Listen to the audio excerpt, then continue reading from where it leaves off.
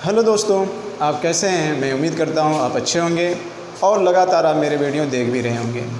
देखिए मित्र, आज का जो टॉपिक है वो अपने आप में बहुत ही इम्पोर्टेंट टॉपिक है और कह सकते हैं बहुत जटिल टॉपिक भी है।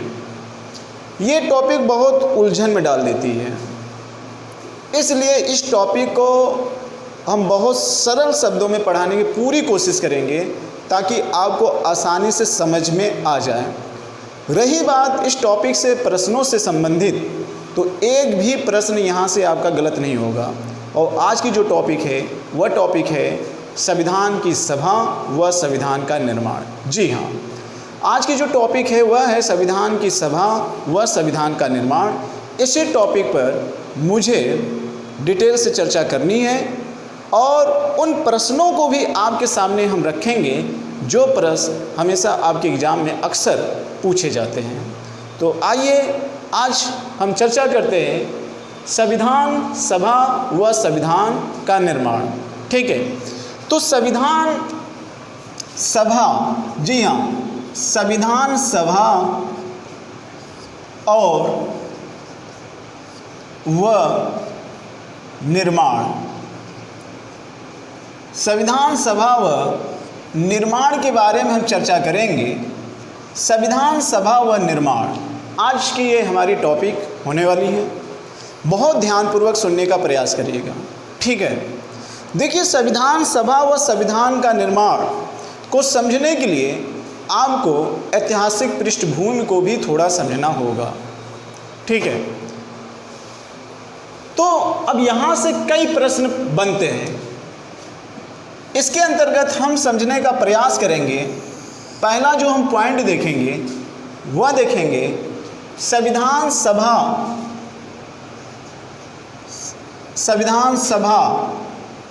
का ऐतिहासिक पृष्ठभूमि, ऐतिहासिक पृष्ठभूमि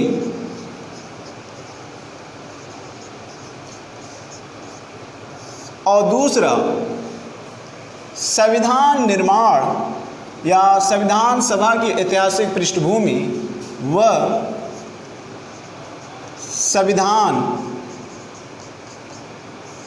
सभा में सदस्यों की संख्या, एक ये हमारी टॉपिक पर चर्चा होगी और दूसरा संविधान निर्माण को लेकर महत्वपूर्ण तिथि, और एक हमारी टॉपिक होगी जिसके अंतर्गत हम चर्चा करेंगे यहाँ पर। ठीक है, इसके अंतर्गत हम चर्चा करेंगे जो अंतरिम सरकार, जी हाँ, अंतरिम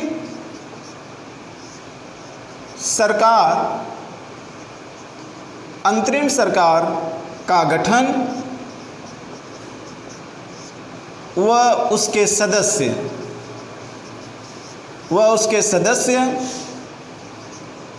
इस पर चर्चा होगी। और एक चर्चा इस पर होगी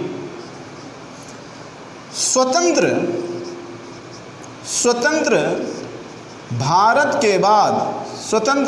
के बाद गठित प्रथम मंत्रिमंडल, हम इस पर देखेंगे। और इसके अलावा संविधान के निर्माण के संबंधित जो भी बड़ी व छोटी समितियां बनाई गई थी, बड़ी व छोटी समितियां कौन कौन थी, हम उस पर चर्चा करेंगे। और प्रारूप समिति पर चर्चा करेंगे। ये हमारे 3 टॉपिक संबंधित है संविधान सभा व निर्माण को लेकर। ठीक है, तो बहुत ध्यानपूर्वक इस लेक्चर को सुनने का प्रयास करिएगा मित्र। ये अपने आप में बहुत जटिल टॉपिक है। तो ये 3 प्रमुख खंडों को हम पढ़ेंगे। पहला हम पढ़ेंगे संविधान सभा व निर्माण का ऐतिहासिक पृष्ठभूमि व संविधान सभा में सदस्यों की संख्या। फिर हम पढ़ेंगे संविधान निर्माण को लेकर महत्वपूर्ण तिथि। फिर हम पढ़ेंगे अंतरिम सरकार का गठन व उसके सदस्य और स्वतंत्र भारत के बाद प्रथम मंत्रिमंडल व उसके सदस्य, बड़ी और छोटी समितियां जो संविधान के निर्माण में भाग ली थी, और स्पेशली एक समिति थी जिसको हम प्रारूप समिति कहते हैं, हम इसके बारे में देखेंगे। नीचे जो सबसे है वह है प्रारूप समिति। ठीक है, तो इतने टॉपिक पर चर्चा होगी। तो जो हमारी पहली टॉपिक यहाँ पर होने वाली है वह होने वाली है ऐतिहासिक पृष्ठभूमि। ठीक है, इस चीज़ को आप यहाँ देखने का प्रयास करिएगा। देखिए मित्र, संविधान सभा आया कहाँ से? तो ऐसा माना जाता है कि संविधान सभा का जो संविधान सभा का पहली बार उपयोग किया गया था, ये शब्द फ्रांस और अमेरिका से व्यवहारिक रूप में लिया गया था। अमेरिका व फ्रांस से संविधान सभा को लिया गया था व्यवहारिक रूप में। ठीक है, पहला चीज़। दूसरा चीज़, ऐसा कहा जाता है कि संविधान सभा की मांग करने वाले जो प्रथम व्यक्ति थे वो कौन थे? बाल गंगाधर तिलक। जी हाँ, बाल गंगाधर तिलक जो एक उग्रवादी नेता थे, बाल गंगाधर तिलक ने सर्वप्रथम संविधान सभा की मांग किए हुए थे। और गांधी जी ने ये कहा था कि जो संविधान सभा होनी चाहिए, गांधी जी के अनुसार संविधान सभा जो होनी चाहिए वो जनता के इच्छाओं के अनुरूप होना चाहिए। किसके? जनता के इच्छाओं के अनुरूप होना चाहिए। ये किसने कहा था? तो गांधी जी ने कहा था। और सर्वप्रथम मांग किसने किया था? तो सर्वप्रथम मांग करने वाले जो थे वह कौन थे? सर्वप्रथम मांग करने वाले जो थे वो कौन थे? बाल गंगाधर तिलक थे। इसके अलावा इसमें अनौपचारिक रूप से संविधान सभा की मांग करने वाले कौन थे? तो अनौपचारिक रूप से M.N. राय। जी हाँ, M.N. राय जो थे, M.N. राय ने संविधान सभा की अनौपचारिक रूप से मांग की थी। अनौपचारिक रूप से मांग करने वाले कौन थे? M.N. राय। और स्पष्ट रूप से मांग करने वाले कौन थे? तो पंडित जवाहरलाल नेहरू ने स्पष्ट रूप से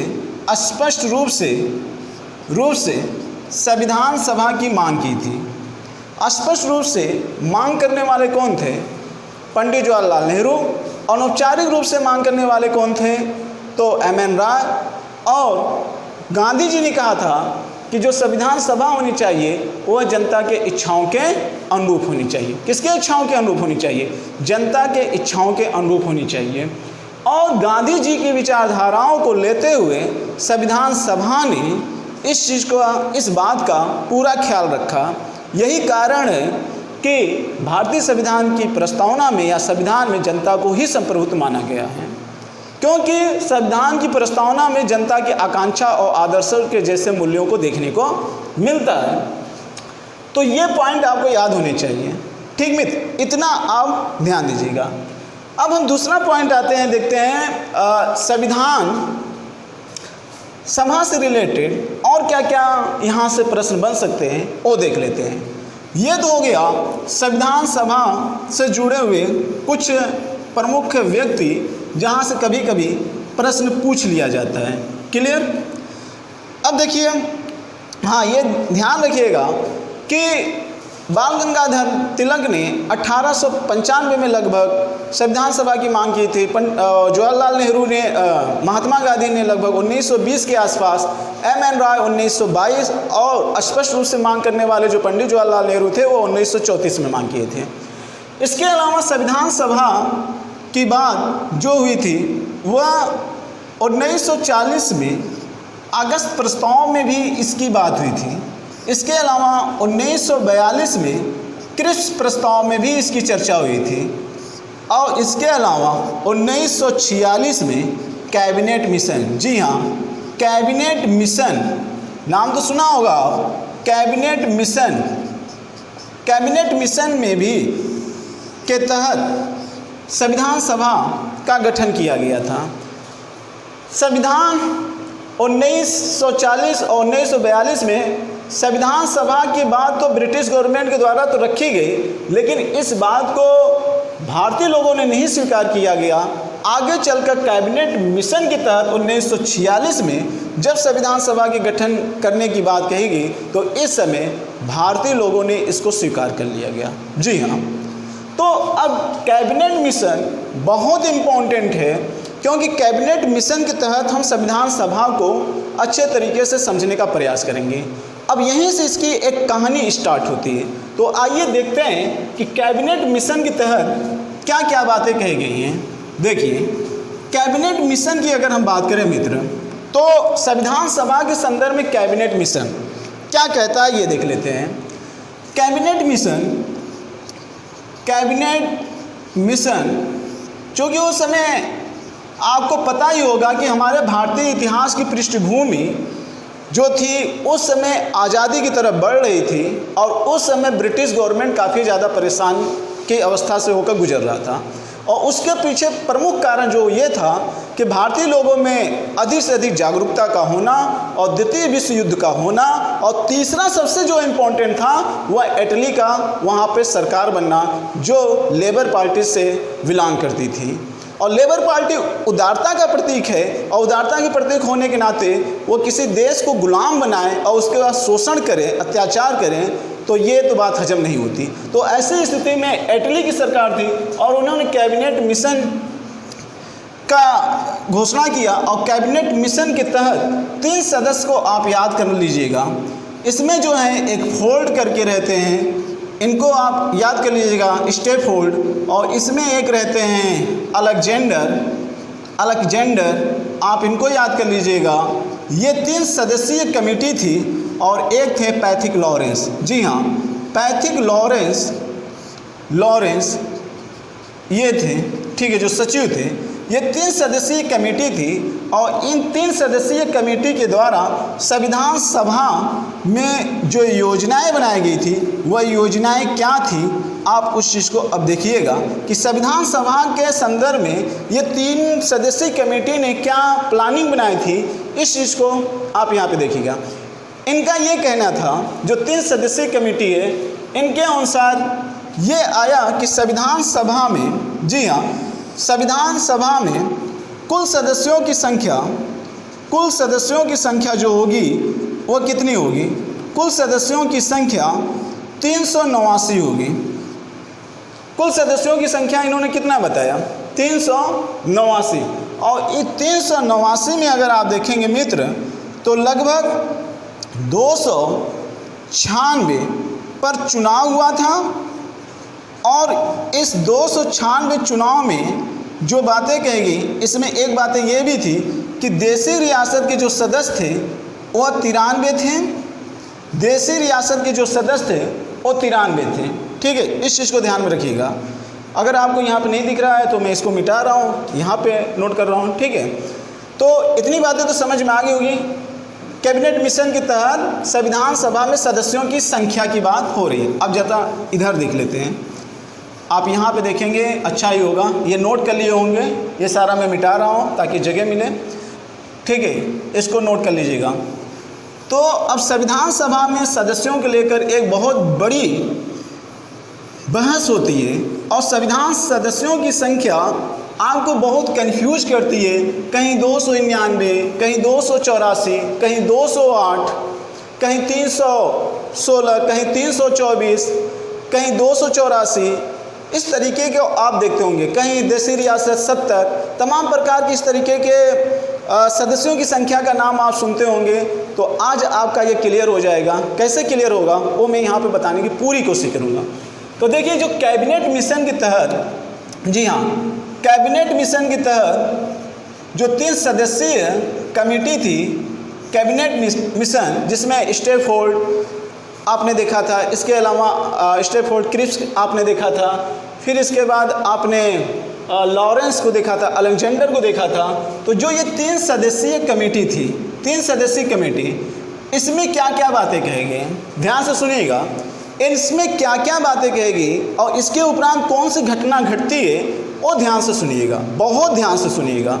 देखिए, कैबिनेट मिशन के तहत ये चीज़ें कही गई कि संविधान सभा के संदर्भ में, आइए हम उस पर पूरा डिटेल्स चर्चा कर लेते हैं। ऐसा कहा गया कि मार्च में चुनाव की घोषणा होगी, मार्च में चुनाव का घोषणा हुआ और जुलाई आते आते चुनाव को संपन्न करा लिया गया और 24 अगस्त को लोगों ने शपथ ले लिया और 2 सितंबर 1946 को बैठक हुई थी। सुनते जाइए, अभी मैं इसको क्लियर करूंगा। और क्या हुआ, और 2 सितंबर को बैठक हुई थी। 26 अक्टूबर, जी हाँ 26 अक्टूबर, इसमें एक इम्पॉर्टेंट और नोट कर लीजिएगा, 16 अगस्त को सीधी कार्रवाई दिवस मनाया गया था, सीधी कार्रवाई दिवस। अब ये क्या होता है, इस चीज़ को भी हम बता रहे हैं, सीधी कार्रवाई दिवस। देखिए मित्र, बिना इसके समझे आप संविधान की सभा के सदस्यों की संख्या व संविधान के निर्माण को अच्छे तरीके से नहीं समझ सकते हैं, इसलिए बहुत ध्यानपूर्वक इसको सुनिएगा। मार्च में चुनाव की घोषणा की गई, जुलाई में चुनाव संपन्न करवाया गया, 16 अगस्त को सीधी कार्रवाई दिवस हुआ, 24 अगस्त को शपथ लिया गया मंत्रिपरिषद के द्वारा। 2 सितंबर 1946 को ऐसा माना जाता है कि बैठक हुई थी। ये आप थोड़ा सा ध्यान रखिएगा, शपथ हुआ था, यहाँ पे मंत्रिपरिषद का एक तरीके से क्या हुआ था, गठन हुआ था, यहाँ पे गठन हो गया था। और 26 अक्टूबर 1946 को ही मुस्लिम लीग, जी हाँ जो मुस्लिम लीग थी, मुस्लिम लीग मंत्रिपरिषद में शामिल होती है। मंत्रिपरिषद बोले तो यहाँ पे जो अंतरिम सरकार है, अंतरिम सरकार, उस अंतरिम सरकार में क्या होती है, शामिल होती है। कब? 26 अक्टूबर को शामिल होती है।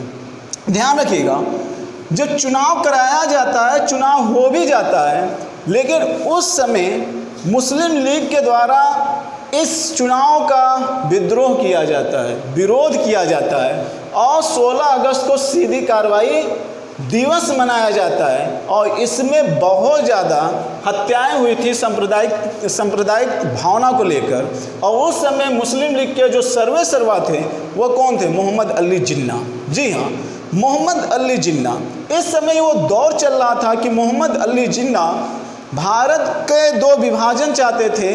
ये एक पाकिस्तान की लगातार मांग करते चले आ रहे थे। इसी वजह से जब इनको बहुत ज़्यादा कैबिनेट मिशन में तवज्जो नहीं दिया गया तो 16 अगस्त को इन्होंने सीधी कार्रवाई दिवस के रूप में मना लिया गया।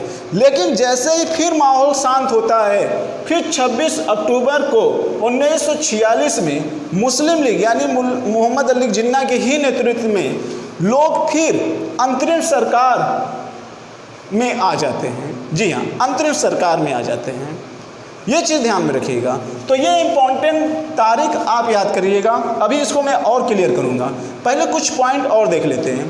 कैबिनेट मिशन में एक बात और हुई है। कैबिनेट मिशन में ये कहा गया कि राजनीतिक दल और संविधान सभा सदस्यों को लेकर, तो राजनीतिक दल और संविधान सभा सदस्यों को लेकर क्या क्या बातें कही गई।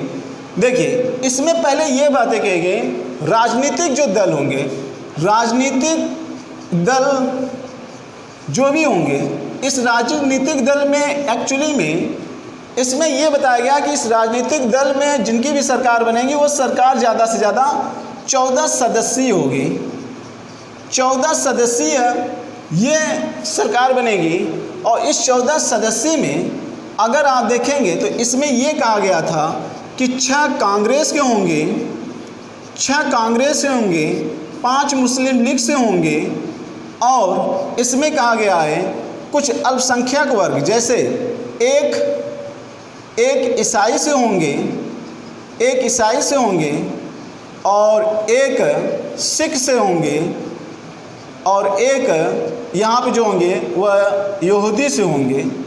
तो इस तरीके से 6, 5, 11 और 11, 3, 14। इसका मतलब कि 14 सदस्यीय अंतरिम मंत्रिपरिषद के गठन करने की बात की गई थी, जिसमें कांग्रेस, मुस्लिम लीग और एक अल्पसंख्यक वर्ग की बात की गई थी। क्लियर।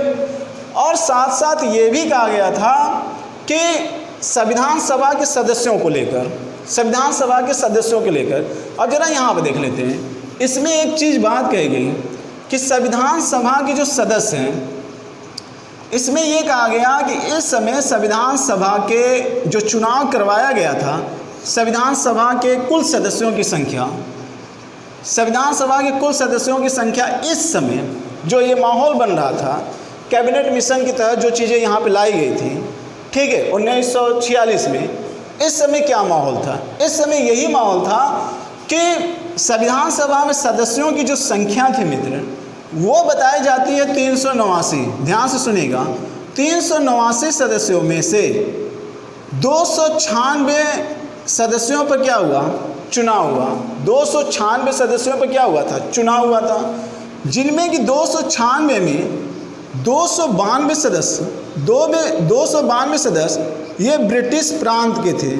ब्रिटिश प्रांत के बोले तो वही भारतीय क्षेत्र, ऐसा नहीं है कि इंग्लैंड के प्रांत। ब्रिटिश प्रांत का मतलब भारत के वह क्षेत्र जो भारत के उपनिवेश के रूप में कार्य कर रहे थे, यानी कि अपना ही देश का प्रांत ब्रिटिश प्रांत के रूप में कहलाता था।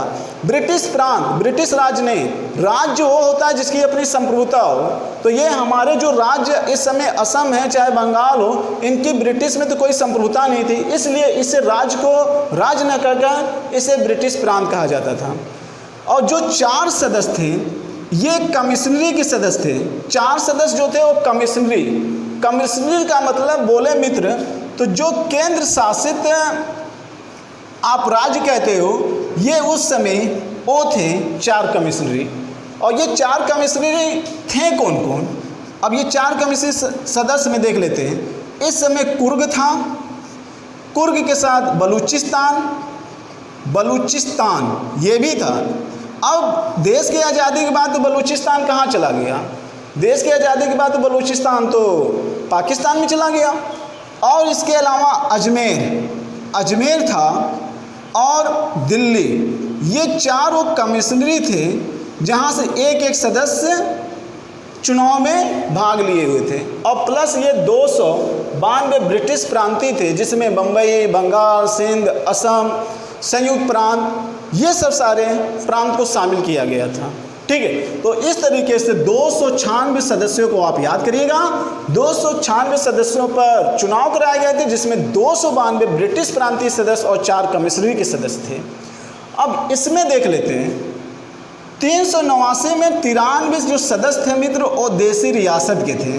देसी रियासत के कितने सदस्य थे? 93 सदस्य थे।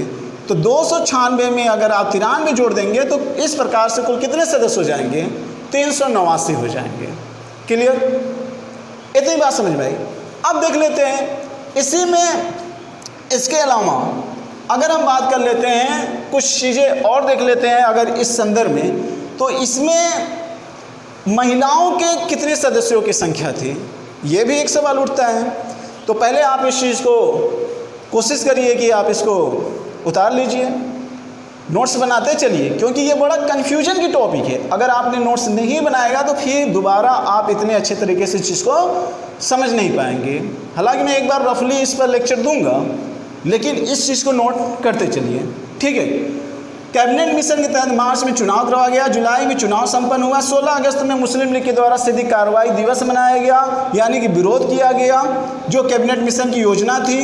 24 अगस्त को अंतरिम मंत्रिपरिषद का गठन हुआ मुस्लिम लीग के द्वारा सीधी कार्रवाई दिवस मनाए जाने के बावजूद भी।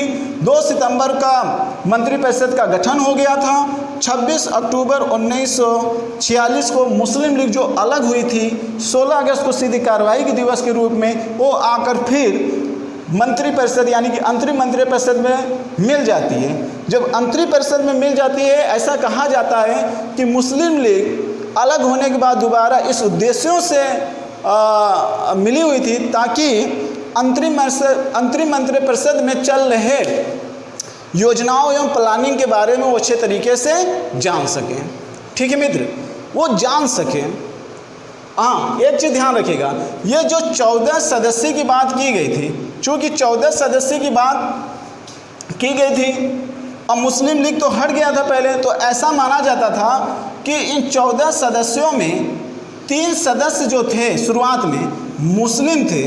ध्यान से सुनिएगा, 3 सदस्य मुस्लिम तो जरूर थे, लेकिन ये 3 सदस्य जो मुस्लिम थे ये मुस्लिम लीग से संबंधित नहीं थे। आगे यहाँ से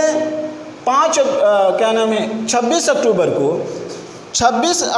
को 5 मुस्लिम सदस्य फिर आते हैं और ये 3 मुस्लिम सदस्य हट जाते हैं।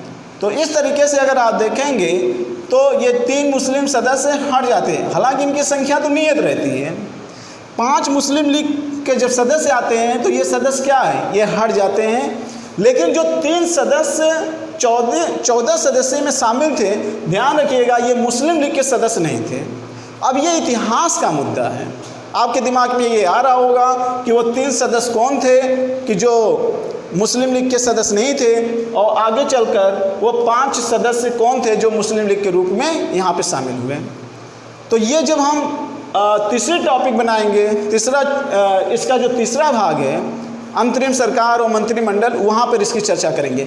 यहाँ पे आपको ध्यान रखना है कि जब ये 16 अगस्त को निकल जाते हैं तो यहाँ पे जो 3 सदस्य मुस्लिम में रहते हैं वो मुस्लिम लीग के सदस्य नहीं होते। आगे चलकर 5 सदस्य मुस्लिम लीग के इसमें शामिल होते हैं, लेकिन कब शामिल होते हैं, 26 अक्टूबर को शामिल होते हैं। तो ये 3 सदस्य को क्या कर दिया जाता है, उसमें हटा दिया जाता है। इतनी बात को आप ध्यान रखिएगा। कितने सदस्य शामिल होते हैं, 5, और इसमें जो 3 सदस्य होते हैं वो मुस्लिम लीग के नहीं होते कितने हैं, कुल 14 सदस्य होते हैं। हाँ, इस समय इस 14 सदस्यों में पंडित जवाहरलाल नेहरू जो थे वो उपाध्यक्ष थे, और इसके अध्यक्ष कौन थे, तो माउंटबेटन थे। अगर अध्यक्ष को लेकर इसकी बात की जाए तो कुल 15 सदस्य हो जाएंगे, लेकिन सदस्यों की संख्या अंतरिम सरकार में कितनी थी, 14 थी। क्लियर। और संविधान सभा में सदस्यों की संख्या, क्योंकि संविधान सभा के सदस्यों में तो हर लोग तो मंत्री तो नहीं बन सकते हैं। आप बताओ, आज संसद में या लोकसभा में जितनी सीट होती है क्या सभी लोग मंत्री बनते हैं, नहीं। मंत्री का पद तो कुछ ही लोगों का होगा ना। ठीक उसी तरीके से यहाँ पे भी इतने सदस्यों में मंत्री का पद कुछ ही लोग को मिला था। क्लियर। इतनी बातें समझ में आ गई होगी आपको। अब देखते हैं कि ये जो सदस्यों की संख्या है 292 और 296 आप देख रहे हैं, तो इसमें से ऐसा कहा जाता है कि ये जो 292 सदस्य हैं, इन 292 सदस्य में इसमें 208 सदस्य कांग्रेस के थे और 73 सदस्य जो थे वो मुस्लिम लीग के थे। ध्यान से सुनिएगा, 208 कांग्रेस सीट प्राप्त की हुई थी और 73 सीट किसने प्राप्त की थी, किसने, मुस्लिम लीग ने। और 8 सदस्य इसमें निर्दलीय थे और 7 सदस्य जो थे वो गैर कांग्रेसी थे। तो इस तरीके से अगर आप जोड़ोगे तो लगभग 296 के आसपास आ जाएंगे। लेकिन आपको ध्यान रखिएगा, 389 में 296 पर सीटों पर चुनाव हुआ था। 292 ब्रिटिश प्रांत के थे, 4 कमिश्नरी सदस्य थे, और इन सीटों में 208 सीट कांग्रेस को मिली हुई थी, 73 सीट जो मिली हुई थी वो मुस्लिम लीग को मिली हुई थी। इतना जरूर ध्यान रखिएगा। और देशी रियासतों की संख्या कितनी थी, 93 थी। क्लियर। चुनाव तो हुआ ही था ना, भले ये मंत्रिपरिषद में भाग नहीं लिए थे, लेकिन चुनाव तो हुआ था। इतना चीज़ तो आप ध्यान में रखिएगा। क्लियर। तो मैं समझता हूँ कि ये चीज़ें आपको संविधान सभा से रिलेटेड सदस्यों की संख्या तो यहाँ तक समझ में आ गई होगी कि नहीं आई, आगे होगी। अब आगे चलते हैं, ठीक है। तो इसको आप पूरी तरीके से उतार लीजिएगा। आगे देखते हैं मित्र। अब देखते हैं संविधान सभा से संबंधित आगे कौन सी महत्वपूर्ण तिथि है जो आपके एग्जाम में पूछी जाती है। ठीक है, ये बातें के अलावा और बातें थोड़ा ध्यान से सुनिएगा मित्र। अब इम्पोर्टेंट तिथि देख लेते हैं जो आप अक्सर सुनने की चाहत रखते हो। देखिए, अब संविधान सभा का या मंत्रिपरिषद का तो गठन हो चुका था कि नहीं हुआ था? हो चुका था ना। मार्च में चुनाव की घोषणा, जुलाई में चुनाव और अगस्त में शपथ और सितंबर में उसकी बैठक हुई थी और 26 अक्टूबर का मुस्लिम लीग के उसमें शामिल हो जाना। लेकिन मुस्लिम लीग तो शामिल हो गई थी और जब मुस्लिम लीग शामिल हुई थी मित्र, तो इसमें भीमराव अंबेडकर का एक महत्वपूर्ण कथन है। वो ये कहते हैं, जरा ध्यान से सुनिएगा, वो ये कहते हैं कि एक राष्ट्र को चलाने वाले, हाँ, एक राष्ट्र को चलाने वाले दो प्रकार की विचारधाराएं हैं। उनका कुछ इस तरीके का कथन होता है कि दो विचारधाराएं, मतलब एक तरफ मुस्लिम लीग और दूसरी तरफ कांग्रेस। ठीक है, ये थोड़ा सा ध्यान रखिएगा। अब देखते हैं यहाँ पर, अब संविधान सभा की प्रथम बैठक कब होती है, तो ध्यान से सुनिएगा, ये तारीख बहुत इंपॉर्टेंट है। देखिए, 9 दिसंबर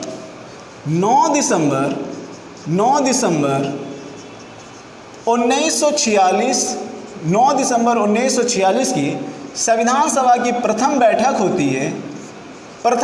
होती है और इस समय इसके जो अस्थाई अध्यक्ष होते हैं, अस्थाई अध्यक्ष वो कौन होते हैं, तो इस समय इसके अस्थाई अध्यक्ष सच्चिदानंद सिन्हा होते हैं। सच्चिदानंद सिन्हा इसके अस्थाई अध्यक्ष होते हैं। इस चीज़ को आप समझने का प्रयास करिएगा। क्लियर? सच्चिदानंद इसके अस्थाई अध्यक्ष होते हैं और 9 दिसंबर की इसकी पहली बैठक होती है। 9 दिसंबर की सबसे अच्छी, पहला 9 दिसंबर तारीख इंपॉर्टेंट क्यों है? 9 दिसंबर 1946 की प्रथम बैठक होती है, सच्चिदानंद सिन्हा इसके अस्थाई अध्यक्ष होते हैं। ये प्रश्न तो पूछा जाता है, लेकिन एक चीज़ थोड़ा सा ध्यान रखिएगा, 2 तथ्य इसमें और इम्पॉर्टेंट हैं। वो 2 तथ्य इसमें कौन इम्पॉर्टेंट है? पहला कि BN राव का नाम सुना होगा। जो BN राव थे मित्र, BN राव, इन्होंने इस समय से संविधान का प्रारूप तैयार करना प्रारंभ कर देते हैं। संविधान का प्रारूप तैयार करना प्रारंभ कर देते हैं। वही प्रारूप जिसको संविधान सभा ने विचार करने के लिए प्रारूपी समिति के अध्यक्ष भीमराव अंबेडकर को देते हैं और इन्होंने जो प्रारूप तैयार किया, इसके आधार पर BN राव को संवैधानिक सलाहकार के रूप में जाना जाता है। दूसरी तारीख यहाँ पे इम्पॉर्टेंट इसलिए क्योंकि इस समय मुस्लिम लीग के द्वारा, जी हाँ, मुस्लिम लीग के द्वारा क्या कर दिया जाता है? इस सभा का बहिष्कार कर दिया जाता है। किसका? संविधान सभा का। जब संविधान सभा का बहिष्कार कर दिया जाता है, 26 अक्टूबर को शामिल होते हैं और 9 दिसंबर को इनका क्या कर दिया जाता है? बहिष्कार कर दिया जाता है। तो इस प्रकार आप देखेंगे तो 73 जो सदस्य थे मुस्लिम लीग के, वो तो बाहर निकल जाते हैं। अगर 73 सदस्य, यानी कि 9 दिसंबर की तारीख को अगर पूछा जाए कि संविधान सभा में सदस्यों की संख्या कितनी बचती है, तो 389 की जगह पे मित्र 324 सदस्य रहते हैं। यानी कि 9 दिसंबर में संविधान सभा में कुल कितने सदस्य रहते हैं? कुल 324 सदस्य रहते हैं और इसके पहले कुल कितने थे? 389 सदस्य थे। लेकिन मुस्लिम लीग के द्वारा बहिष्कार किए जाने से 73 सदस्य निकल जाते हैं। अब जरा आप सोचिए, अगर 73 सदस्य को माइनस कर दिया जाए 389 में 73 अगर आप माइनस कर दो तो लगभग 316 सदस्य आते हैं। अब इसका क्या मतलब? अब इसका मतलब ये है कि सारे सदस्य तो 9 दिसंबर का बहिष्कार नहीं करते हैं। कहने का मतलब मुस्लिम लीग तो बहिष्कार कर देती है, लेकिन कुछ ऐसे सदस्य हैं जो संविधान सभा को छोड़कर नहीं जाते हैं। संविधान सभा को छोड़कर नहीं जाते हैं, ये संविधान सभा में बने रहते हैं। ये चीज़ें आपको ध्यान में रखना होगा। तो संविधान सभा में 9 दिसंबर के बाद 316 सदस्य होने चाहिए मुस्लिम लीग के निकलने के बाद, लेकिन होते कितने? 324। इसका मतलब कि मुस्लिम लीग के कुछ सदस्य संविधान सभा को छोड़ के नहीं जाते हैं। अब 389, 324 और 316 का फंडा तो आपको समझ में आ गया होगा। दूसरी चीज़ आपको ये ध्यान में रखना होगा मित्र कि संविधान सभा में ऐसा प्रावधान किया गया था कि लगभग महिलाओं की सदस्यों की संख्या कितनी होनी चाहिए। जैसे आप आरक्षण सुनते हो ना, उसी तरीके से 15 सदस्य महिलाओं का होना, 15 सदस्य महिलाएं रहेंगी, 26 सदस्य एससी के रहेंगे और लगभग 33 सदस्य एसटी के रहेंगे। यानी कि कुल संविधान सभा सदस्यों में 15 सदस्य महिलाएं, 26 सदस्य एससी और 33 सदस्य एसटी के रहेंगे। ऐसा कैबिनेट मिशन के तहत प्रावधान किया गया था और इसको अंततः इस चीज़ को स्वीकार भी किया गया संविधान सभा। तो आपसे पूछा जाएगा कि कैबिनेट मिशन के तहत संविधान सभा में कुल महिलाओं के सदस्यों की संख्या की बात कितनी की गई थी, एससी की सदस्यों की संख्या की बात कितनी कही गई थी, एसटी के सदस्यों की संख्या की बात कितनी कही गई थी, तो ये। और 9 दिसंबर मुस्लिम लीग के द्वारा कब संविधान सभा का बहिष्कार कर दिया जाता है, तो 9 दिसंबर को कर दिया जाता है। उस दरमियान संविधान सभा में कुल सदस्य कितने बचते हैं, तो 324। तो इसका मतलब क्या कुल सदस्य बाहर निकलते हैं 73 के 73 मुस्लिम लीग के? नहीं, क्योंकि मुस्लिम लीग की तो 73 सीट तो थी ही ना उस समय, तो सभी नहीं जाते हैं, कुछ लोग संविधान सभा में बने ही रहते हैं। क्लियर?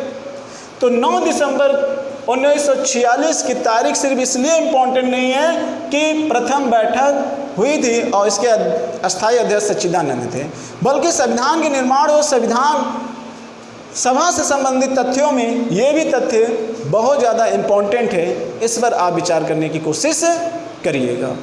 क्लियर मित्र? अब हम आगे की तरफ बढ़ते हैं। आगे की तरफ अगर हम बढ़ते हैं तो एक तारीख और इम्पोर्टेंट है, और वो तारीख कौन सी है? 11 दिसंबर 1946। 11 दिसंबर 1946 में ऐसा माना जाता है कि यहाँ पर जो बैठक हुई थी वो कौन सी बैठक हुई थी, तो यहाँ पर दूसरी बैठक हुई थी। तो आप ये तारीख भी याद कर लीजिएगा कि संविधान सभा 1946 में दूसरी बैठक हुई थी, और इस दूसरी बैठक के जो अध्यक्ष थे अस्थायी रूप से जो अध्यक्ष थे वह थे डॉक्टर राजेंद्र प्रसाद। जी हाँ, डॉक्टर राजेंद्र प्रसाद इसके अस्थायी अध्यक्ष थे। ये आप याद करिएगा, बहुत इम्पॉर्टेंट है। इसकी तारीख इसलिए इम्पॉर्टेंट है। 9 दिसंबर 11 दिसंबर के बाद एक डेट और इम्पॉर्टेंट है, इसको भी याद कर लीजिएगा। ये है 13 दिसंबर 1946। अब ये क्या है? इसमें ये कहा गया कि 13 दिसंबर 1946 को पंडित जवाहरलाल नेहरू के द्वारा, किसके? पंडित जवाहरलाल नेहरू के द्वारा संविधान की उद्देशिका को प्रस्तुत किया गया था। तो संविधान की उद्देशिका का प्रस्ताव संविधान सभा के समक्ष, जी हाँ, संविधान सभा के समक्ष प्रस्तुत करने वाले कौन थे? संविधान सभा के समक्ष प्रस्तुत पंडित जवाहरलाल नेहरू थे, जिसको कब स्वीकार कर लिया गया था? जिसको 22 जनवरी 1947 को स्वीकार किया गया। तो आपसे एक प्रश्न कई बार पूछा गया है कि संविधान की उद्देशिका को संविधान सभा के द्वारा कब स्वीकार किया गया है, तो आप बताने का प्रयास करिएगा 22 जनवरी 1947 को। क्लियर? इतनी बातें तो आपको समझ में आ गई होगी। अब देखते हैं, यहीं पर से ऐसा माना जाता है कि संविधान के वास्तविक रूप से संविधान के निर्माण की प्रक्रिया का पहला कदम यहीं से होने लगा। तो संविधान के निर्माण की जो प्रक्रिया है वो यहाँ से होना प्रारंभ चालू हो गया। क्लियर? अब आगे की तरफ हम बढ़ते हैं मित्र। तो अब तो ये दिसंबर आ गया, जनवरी आ गया, इतनी बातें तो आपको समझ में आ गई होगी। लेकिन चूंकि ब्रिटिश गवर्नमेंट पर लगातार दबाव बन रहा था, ब्रिटिश गवर्नमेंट पर लगातार दबाव बन रहा था। तो और दबाव किसका बन रहा था कि भारत को कब आज़ाद किया जाए। जी हाँ, भारत को कब आज़ाद किया जाए, ये बातें लगातार चलती रही। और जब भारत के आज़ाद करने की बात आती है तो उसी समय एटली की घोषणा आती है और वह 22 फरवरी के आसपास रहती है। 22 फरवरी 1947 को एटली की घोषणा होती है। कभी कभी आपसे क्रम भी पूछ देता है। और 3 जून एटली की घोषणा में ये कहा जाता है कि 30 जून 1948 तक किसी भी कीमत पर भारत को आज़ाद कर दिया जाए। जी हाँ, भारत को क्या कर दिया जाए, आज़ाद कर दिया जाए, स्वतंत्र कर दिया जाए 30 जून 1948 तक। फिर उसके बाद भारत में अगला जो वायसराय बन के आता है उस समय माउंटबेटन। तो माउंटबेटन 3 जून 1947, जी हाँ 3 जून 1947 को माउंटबेटन योजना आता है। और इस योजना में ढेर सारे प्रावधान किए जाते हैं।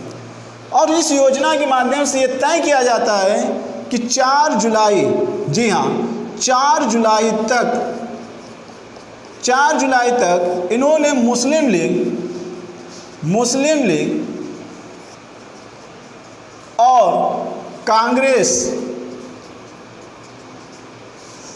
से विचार विमर्श करके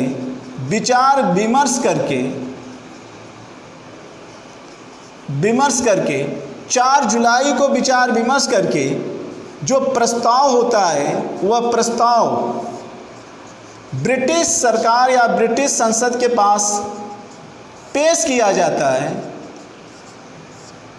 और ब्रिटिश संसद के द्वारा 18 जुलाई 1947 को इसको विधेयक का स्वरूप दे दिया जाता है, जिसके परिणाम स्वरूप 15 अगस्त 1947 को भारत को आज़ाद कर दिया जाता है। जी हाँ, भारत को आज़ाद कर दिया जाता है, पाकिस्तान को आज़ाद कर दिया जाता है, या भारत और पाकिस्तान का क्या हो जाता है, विभाजन हो जाता है। 15 अगस्त 1947 को भारत और पाकिस्तान का विभाजन हो जाता है। कहानी इतनी सारी चीज़ चलती है क्योंकि इस समय वैश्विक दबाव ज़्यादा था और आंतरिक दबाव भी था कि कब हम लोग स्वतंत्र हों। स्वतंत्रता की चाहत हर किसी को थी। और ऐसा कहा जाता है कि 4 जुलाई से 18 जुलाई के बीच में ब्रिटिश संसद में पास होने वाला ये सबसे कम समय वाला एक प्रकार का विधेयक था। और ऐसा कहा जाता है कि जल्दबाजी जो काम होता है वो शैतानों का काम होता है। और जब शैतानों के द्वारा काम किया जाएगा तो फिर समस्याएं तो उत्पन्न होती ही रहेंगी। तो जल्दबाजी में लिया गया जो निर्णय था भारत और पाकिस्तान का विभाजन, वो आज कहीं न कहीं एक तरीके से विराट सांप्रदायिकता के वृक्ष के रूप में लोगों को कहीं न कहीं किसी न किसी रूप में प्रभावित करता रहता है, जो आप आए दिन इसको देखते रहते हैं।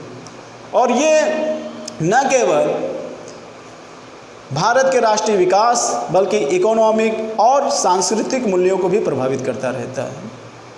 ठीक है, तो आप समझ सकते हैं इस चीज़ को। हालांकि मैं वहाँ पर डिटेल नहीं जाना चाहता हूँ। यहाँ मेरी टॉपिक है भारतीय संविधान सभा व निर्माण के संबंधित जो भी इम्पोर्टेंट महत्वपूर्ण तथ्य पूछे जाते हैं उससे रिलेटेड है। क्लियर? अब देखिए मित्र, अब ये तारीख आपको सारे तारीख याद होने चाहिए, क्योंकि इसमें कुछ इतिहास और कुछ संवैधानिक जैसे विषयों का आपस में गुथा हुआ चीज़ है। और जब ये गुथी हुई चीज़ को आप सुलझाओगे नहीं, तब तक संविधान के निर्माण और संविधान सभा को आप सुलझा नहीं पाओगे या उस पर अपनी समझ विकसित नहीं कर पाओगे। तो मेरी पूरी कोशिश है कि आपको समझा सकूं, और आप कितना समझते हो ये आपके ऊपर है। लेकिन हाँ, ये मैं ज़रूर महसूस कर सकता हूँ कि आप हद तक समझते होंगे।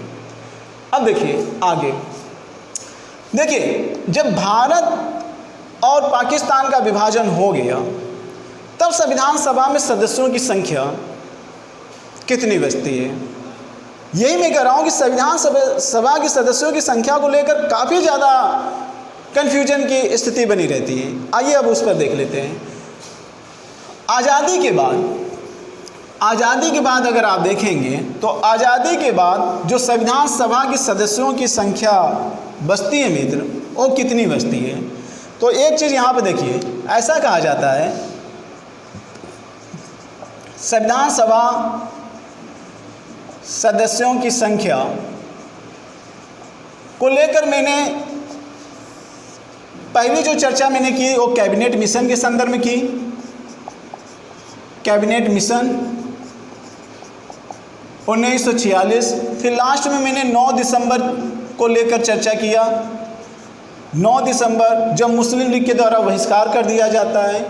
अब अगली चर्चा हम करने वाले हैं 15 अगस्त 1947 के बाद। यहाँ पर ऐसा कहा जाता है कि संविधान सभा के सदस्यों की संख्या जो थी वह 299 थी, 299, और इनमें से 229 सदस्यों की संख्या यहाँ पर कांग्रेस, और यहाँ पे 70 सदस्य जो थे वो देशी रियासत थी। तो आज से पूछा जाए कि देशी रियासतों की संख्या देश के आज़ादी के बाद कितनी थी, तो आप क्या बताओगे? 70 बताओगे। ये चीज़ें आपको थोड़ा सा ध्यान रखना होगा। अब इस 299 में ऐसा कहा जाता है, अब ध्यान से ये भी सुनिएगा, 299 में ऐसा ये कहा जाता है कि 284 सदस्य यहाँ पर कांग्रेस के थे, और ऐसा मान लिया जाता है कि 15 सदस्य अगर हम महिलाओं को जोड़ देंगे तो कुल 299 सदस्य हो जाएंगे। ठीक है, ये सदस्य आपको ध्यान रखना। और कुछ लोग ये कहते हैं कि इनमें से जो संविधान सभा में बैठक लेने वाली महिलाएं थी, उन संविधान सभा में बैठक लेने वाली महिलाओं की सदस्य संख्या तो 9 थी, लेकिन हस्ताक्षर कितने किए थे? तो 8 लोग इसमें हस्ताक्षर किए हुए थे। तो हस्ताक्षर 8 लोग किए थे, संख्या 9 थी। कुल संख्या कितनी थी? 15 थी।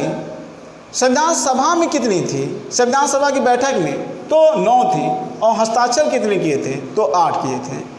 और कांग्रेस के सदस्यों की संख्या इसमें पुरुषों की कुल मिलाकर 200 कितनी थी? 84, और देशी रियासतों की संख्या कितनी है? 70।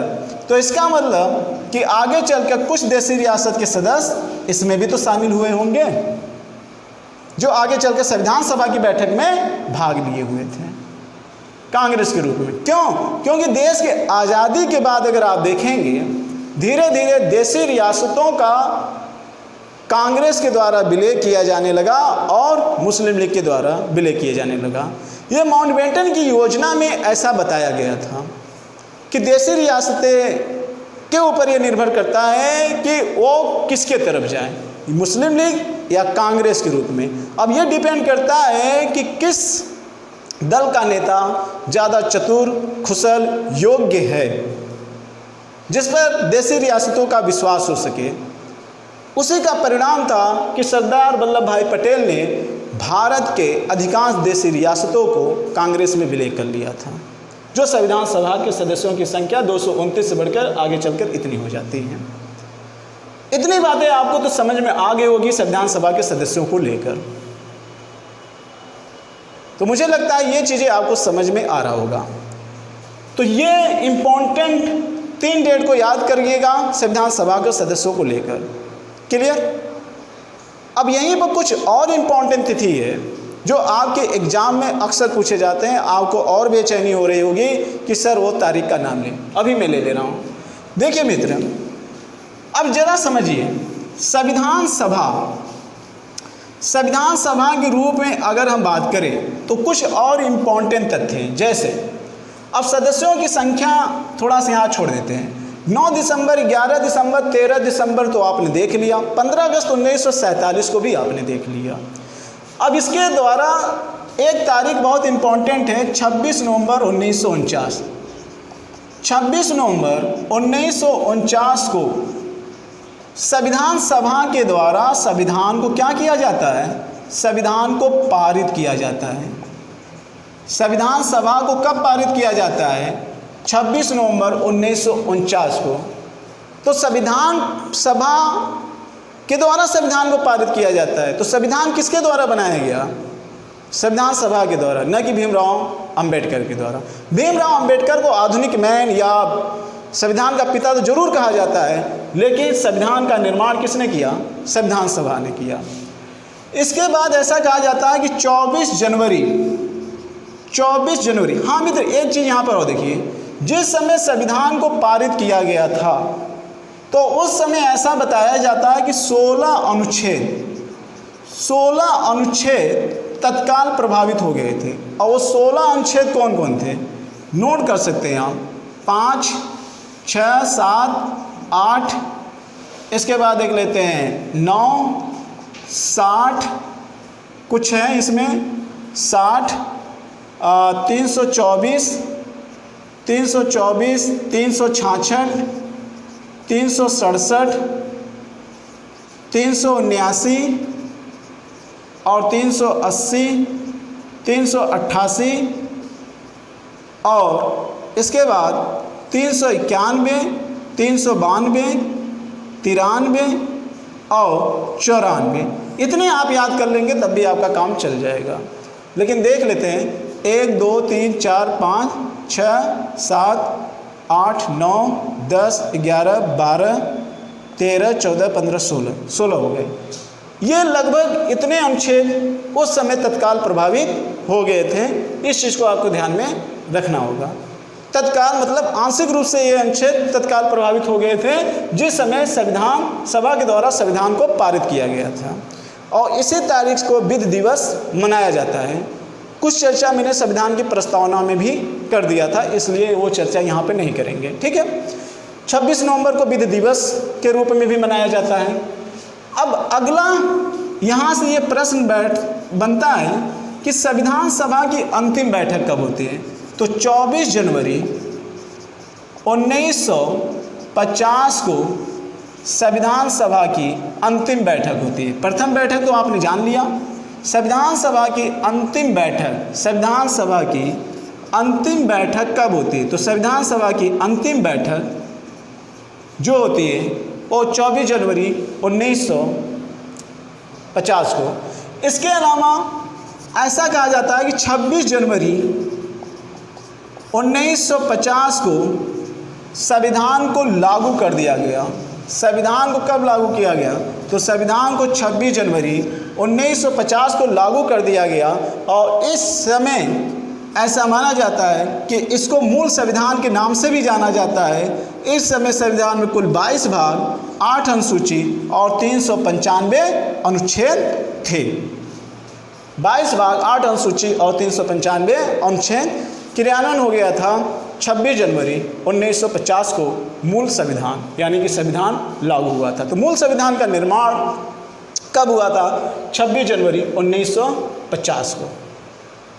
ये चीज़ें आप ध्यान में रखिएगा। क्लियर? इसके अलावा संविधान सभा की कुछ चीज़ें और भी आप जान लीजिए। देखिए मित्र, संविधान सभा 2 रूपों में कार्य करती है। अगर हम देखें 3 रूप में हम देख लेते हैं। संविधान सभा एक तो विधानमंडल के रूप में कब कार्य करती है, ये भी हम देखेंगे, विधानमंडल के रूप में, और दूसरा संविधान सभा के रूप में, और तीसरा हम देखेंगे कि संविधान सभा संसद के रूप में भी कार्य करती है। कब? तो आप जान लीजिए कि 15 अगस्त 1947 के बाद, जी हाँ, 15 अगस्त 1947 के बाद संविधान सभा और संसद के रूप में कार्य करती है। यहाँ पे अगर आप देखेंगे तो आप एक चीज़ ध्यान से सुनिएगा। 15 अगस्त 1947 से लेकर 26 नवंबर 1949 और 1949 से लेकर मार्च 1952 अगर यहाँ पे देख लें विधानमंडल, तो यहाँ पर अगर आप देखेंगे तो 6 दिसंबर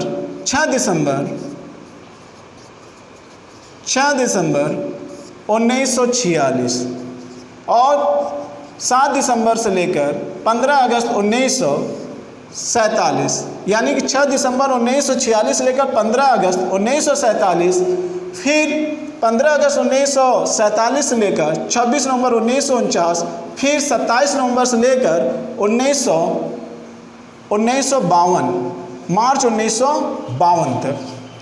ये आपको ध्यान में रखना होगा तारीख, ध्यान से फिर सुन लीजिए। 6 दिसंबर से लेकर 14 अगस्त 1947, 15 अगस्त से लेकर 26 नवंबर 1949, 27 नवंबर से लेकर मार्च 1952 तक के बीच में। तो ये जो तारीख है, इतने बीच में अगर आप देखेंगे तो ये संविधान सभा के रूप में, और इतने बीच रूप में देखेंगे तो संसद के रूप में संविधान सभा कार्य करती है। और यहाँ पे देखेंगे तो यही संविधान सभा विधानमंडल के रूप में भी कार्य करती है। ठीक, अब ये टेक्निकल शब्द को आपको समझना है।